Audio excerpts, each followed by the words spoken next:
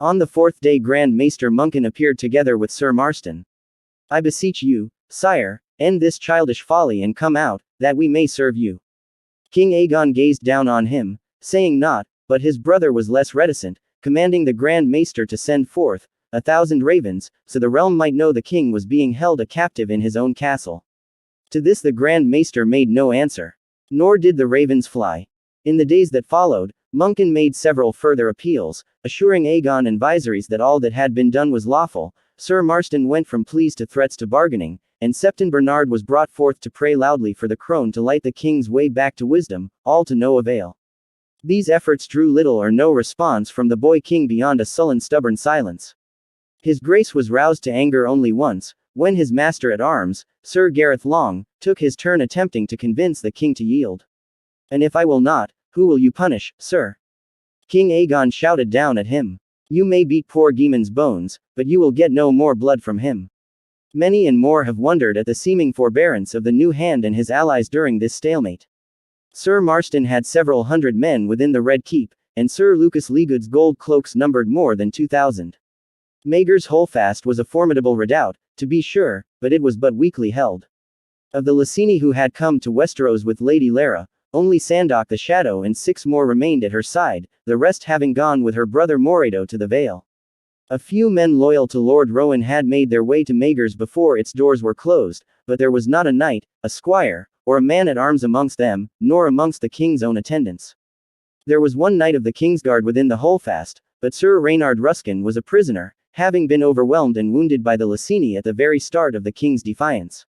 Mushroom tells us that Queen Daenerys' ladies donned mail and took up spears to help make it appear that King Aegon had more defenders than he did, but this ruse could not have fooled Sir Marston and his men for long, if indeed it fooled them at all. Thus the question must be asked, why did Marston Waters not simply take the Holdfast by storm? He had more than enough men. Whilst some would have been lost to Sandok and the other Lysene, even the Shadow would surely have been overwhelmed in the end. Yet the hand held back, continuing his attempts to end the secret siege, as this confrontation would later become known, with words, when swords would most likely have brought it to a swift conclusion.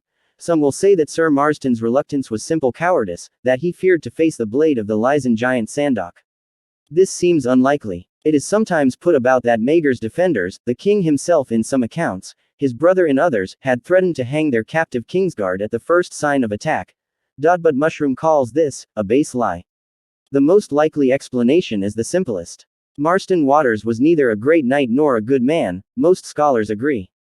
Though bastard-born, he had achieved knighthood and a modest place in the retinue of King Aegon II, but his rise would likely have ended there if not for his kinship to certain fisherfolk on Dragonstone, which led Larry Strong to choose him above 100 better knights to hide the king during Rhaenyra's ascendancy. In the years since, Waters had climbed high indeed, becoming Lord Commander of the Kingsguard over knights of better birth and far greater renown. As the hand of the king, he would be the most powerful man in the realm until Aegon III came of age. But at the crux he hesitated, weighed down by his vows and his own bastard's honor. Unwilling to dishonor the white cloak he wore by ordering an attack upon the king he had sworn to protect, Sir Marston eschewed ladders, grapnels, and assault, and continued to put his trust in reasoned words, and perhaps in hunger, for the supplies within the Holdfast could not last much longer. On the morning of the 12th day of the secret siege, Thaddeus Rowan was brought forth in chains to confess to his offenses. Septon Bernard detailed Lord Rowan's alleged crimes. He had taken bribes in the form of gold and girls, exotic creatures from the Mermaid, says Mushroom, the younger the better, had sent Moredo Rogaire to the Vale to dispossess Sir Arnold Arryn of his rightful inheritance, had conspired with Oakenfist to remove Onwin Peak as the king's hand, had helped to loot the Rogaire Bank of Lee, thereby defrauding and impoverishing many good and leal men of Westeros of noble birth and high station, had appointed his own son to a command, for which he was manifestly unworthy, leading to the death of thousands in the Mountains of the Moon. Most terrible of all, his lordship was accused of having plotted with the 3 Rogers to poison King Aegon and his queen, so as to place Prince Viserys on the Iron Throne with Lara of Lee as his queen. The poison used is called the Tears of Lee, Bernard declared, an assertion that Grand Maester Munkin then confirmed. Though the 7 spared you, sire, Bernard concluded, Lord Rowan's foul plot took the life of your young friend Geeman. When the Septon had completed his recitation, Sir Marston Watersade, Lord Rowan has confessed to all these crimes, and beckoned to the Lord Confessor, George Graceford, to bring the prisoner forward. Manacled at ankle with heavy chains, his face so bruised and swollen as to be unrecognizable, Lord Thaddeus did not move at first, until Lord Graceford pricked him with the point of his dagger, whereupon he said in a thick voice, "Sir Marston speaks truly, your grace. I have confessed to all. Lotho promised me 50,000 dragons when the deed was done, and another 50 when Viserys took the throne. The poison was given to me by Rogerio." So halting was this speech, so slurred the words, that some upon the battlements thought his lordship must be drunk, until Mushroom pointed out that all his teeth were missing. The confession left King Aegon III bereft of speech. All that the boy could do was stand and stare, with such despair upon his face that Mushroom feared his grace might be about to leap from the battlements onto the spikes below, to rejoin his first queen. It fell to Prince Viserys to make answer. "And my wife, Lady Lara," he shouted down, "was she a part of this plot too, my lord?" Lord Rowan gave a heavy nod. "She was," he said. "And what of me?" asked the prince. "You as well," his lordship answered dully, an answer that seemed to surprise Marston Waters, whilst greatly displeasing Lord George Graceford. "And Geeman Palehair, 'twas he who put the poison in the tart, I'll venture," Viserys went on glibly. "If it please my prince," mumbled Thaddeus Rowan. Whereupon the prince turned to the king his brother and said, "Geeman was as guilty as the rest of us, of nothing," and the dwarf Mushroom called down, "Lord Rowan, was it you who poisoned King Viserys?" To which the old hand nodded, saying, "It was, my lord. I do confess it." The king's face grew hard. "Sir Marston," he said, "this man is my hand and innocent of treason. The traitors here are those who tortured him to bring forth this false confession. Seize the Lord Confessor, if you love your king, else I will know that you are as false as he is." His words rang across the inner ward. And in that moment, the broken boy Aegon III seemed every inch a king. To this very day, some assert that Sir Marston Waters was no more than a catspaw, a simple honest knight used and deceived by men more subtle than himself, whilst others argue that Waters was part of the plot from the beginning, but turned upon his fellows when he sensed the tide turning against them. Whatever the truth, Sir Marston did as the king had commanded. Lord Graceford was seized by the Kingsguard and dragged away to the very dungeon he himself had ruled when he awoke that day. Lord Rowan's chains were removed, and all his knights and serving men were brought up from the dungeons into the sunlight. It did not prove necessary to subject the Lord Confessor to torment. The sight of the instruments was all that was required for him to give up the names of the other conspirators. Amongst those he named were the late Sir Amory Peake and Sir Mervyn Flowers of the Kingsguard, Tesserio the Tiger, Septon Bernard, Sir Gareth Long, Sir Victor Risley, Sir Lucas Leagood of the Gold Cloaks with 6 of the 7 captains of the city gates, and even 3 of the Queen's ladies. Not all surrendered peacefully. A short, savage battle was fought at the Gate of the Gods when men came for Lucas Leagood, leaving 9 dead, amongst them Leagood himself. 3 of the accused captains fled before they could be taken, with a dozen of their men. Tesserio the Tiger chose to flee as well, but was taken in a dockside tavern near the river gate as he was dickering with the captain of an Ibbenese whaler for passage to the port of Ibben. Sir Marston chose to confront Mervyn Flowers himself. "We are the both of us bastards and sworn brothers besides," he was heard to tell Sir Reynard Ruskin. When told of Graceford's accusation, Sir Mervyn said, "You will be wanting my steel," drawing his longsword from its sheath and offering its hilt to Marston Waters. Yet as Sir Marston grasped it, Sir Mervyn seized his wrist, drew a dagger with his other hand, and plunged it into Waters's belly. Flowers got no farther than the stables, where a drunken man at arms and 2 young stableboys found him saddling his courser. He killed them all, but the noise brought others running, and the bastard knight was finally overwhelmed and beaten to death, still clad in the white cloak that he had shamed. His Lord Commander, Sir Marston Waters, did not long outlive him. He was found in White Sword Tower in a pool of his own blood and carried to Grand Maester Munkin, who examined him and pronounced the wound mortal. Though Munkin sewed him up as best he could and gave him milk of the poppy, Waters expired that same night. Lord Graceford had named Sir Marston as one of the conspirators as well, insisting that bloody turncloak had been with them from the start, a charge Waters was no longer able to dispute. The rest of the plotters were consigned to the black cells to await trial. Some protested their innocence, whilst others claimed, as Sir Marston had, that they had acted from the honest belief that Thaddeus Rowan and the Lysene were the traitors. A few proved more forthcoming, however. Sir Gareth Long was the most voluble, declaring loudly that Aegon III was a weakling unfit to hold a sword, much less sit the Iron Throne. Septon Bernard argued from his faith, the Lysene and their queer foreign gods had no place in the Seven Kingdoms. It was always intended that Lady Lara should die together with her brothers, he said, so Viserys would be free to take a proper Westerosi queen. The frankest of the plotters was Tesserio the Thumb. He had done it for gold and girls and vengeance, he said. Rogerio Rogaire had banned him from the Mermaid for striking one of his whores, so he had demanded the brothel in Rogerio's manhood for his price, and these things had been promised to him. But when his inquisitors asked who had made this promise, Tesserio had no answer but a grin that turned into a grimace, and thence a scream, when he was asked again under torture. The first name he gave was that of Marston Waters, but on further questioning he named George Graceford, and still later Mervyn Flowers. Mushroom tells us that the tiger was on the point of giving a fourth name, mayhaps the true name, when he expired. One name was never mentioned, though it hung over the Red Keep like a cloud. In the testimony of Mushroom, the fool says plainly what few dared say at the time, that there must surely have been another conspirator, lord and master of the rest, the man who set all this in motion from afar, using the others as his catspaws. The player in the shadows, Mushroom calls him. Graceford was cruel but not clever, Long had courage but no cunning, Risley was a sot, Bernard a pious fool, the Thumb a bloody Volantin, worse than the Lysene. The women were women, and the Kingsguard were used to obeying commands, not giving them. Lucas Leagood loved swaggering about in his gold cloak, and could drink and fight and fuck with the best of them, but he was no plotter. And all of them had ties to one man, Onwin Peake, Lord of Starpike, Lord of Dunstanbury, Lord of Whitegrove, once Hand of the King. No doubt others entertained the same suspicions once the plot to kill the king had been unmasked. Several of the traitors had blood ties to the former Hand, whilst others owed him their positions. Nor was Peake a stranger to conspiracy, having once planned the murder of 2 dragonriders under the sign of the Bloody Caltrops. But Peake had been at Starpike during the secret siege, and none of his supposed catspaws ever spoke his name, so his involvement remained unproven, then as now. So thick was the miasma of mistrust in the Red Keep that Aegon III did not leave Maegor's Holdfast for 6 more days after his brother Viserys unraveled Lord Rowan's false confession. Only when he saw Grand Maester Munkin send forth a murder of ravens, summoning 20 leal lords to King's Landing, did his grace allow the bridge to be lowered once again. They had run so short of food within the Holdfast that Queen Daenerys cried herself to sleep at night, and 2 of her ladies were so weak from hunger that they had to be helped across the moat.